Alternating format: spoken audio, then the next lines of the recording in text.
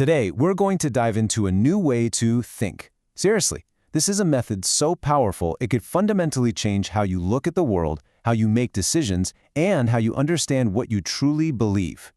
To really get why this matters so much, let's start with a story. And this isn't just some made-up example. It's a true, tragic story that shows just how high the stakes are when it comes to clear thinking, where one single flawed decision can have consequences you can never take back.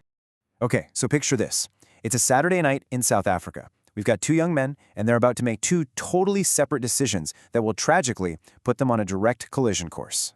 So first there's Dave. He's a student, he's on his motorcycle. His friend had actually offered him a place to crash for the night, but Dave decided he'd rather just head home. A small choice, right? The kind of thing we do every day without a second thought. And then you have Larry. He's at his sister's wedding, and even though his family was literally begging him not to get behind the wheel, he just insisted he was fine to drive. He believed he was in control. He was sure of it. Well, their paths crossed on that dark road. Larry's terrible judgment, his unexamined belief that he was fine, led to a head-on collision. And Dave, he never made it home. And here is where the story becomes the engine for everything we're talking about today. The author of the book we're looking at reveals this incredibly personal connection. This single tragedy is what sent him on a lifelong journey to understand why we think the way we do, and more importantly, how we can do it better. So the big question is, what could have prevented this? What was missing from that equation? Well, it all starts with a foundational mindset, a sort of toolkit for better reasoning, and that starts with what we call critical thinking. At its core, critical thinking is pretty much the exact opposite of just going with your gut feeling or blindly accepting something you're told. It's an active, deliberate process of stepping back and really analyzing ideas before you decide to accept them as true. So what does this actually look like in practice? Well, this chart here breaks it down beautifully.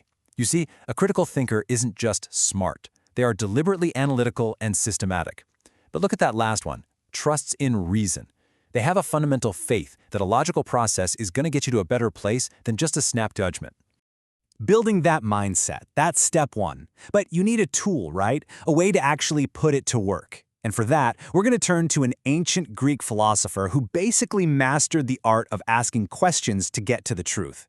We're talking about the Socratic method. So, meet Socrates.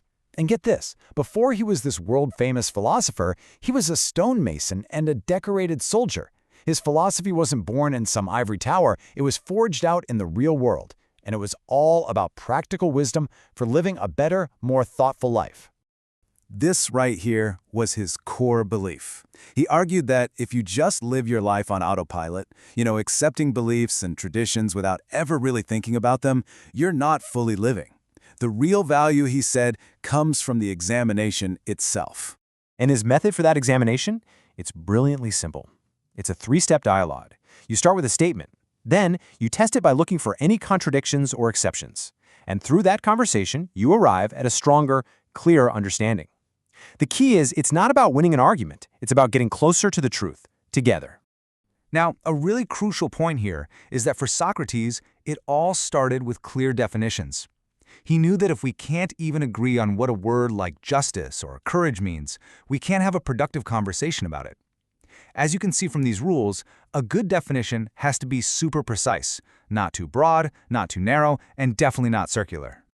Okay, so let's make this real. How can you actually start using this powerful method, like right now, in your own life? It is way, way easier than you might think.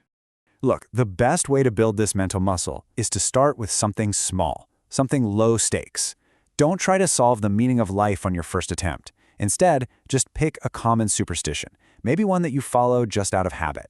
So, step one, let's identify the initial belief. We'll use walking under a ladder. A lot of us just avoid it, right? We don't even think about it. The underlying belief is walking under a ladder brings bad luck. Simple enough. Now for step two, ask a challenging question, but be specific. What do you really think is going to happen? Not some vague, bad luck. What is the specific, measurable consequence you expect? Are you going to trip and fall 5 minutes later? Will you lose your keys? You have to force yourself to be specific. And that brings us to step 3, a clearer understanding. Is there any logical, provable link between the act of walking under that ladder and that specific consequence you just imagined? Or is it really just a cultural habit you've picked up without even examining it? And that simple little exercise, that reveals the real purpose here. Questioning superstitions is just the training ground. The ultimate goal is to apply this exact same method to the much bigger, more important beliefs that guide our lives, things like our career choices, our relationships, even how we see ourselves.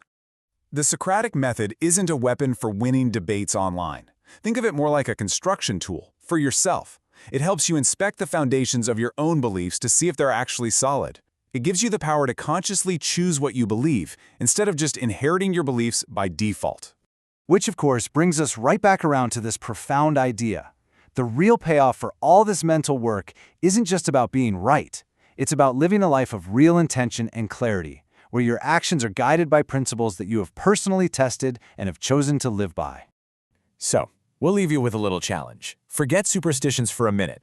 What is one core assumption you hold about yourself, about your career, about the world, that you can put to this simple 3-step test today?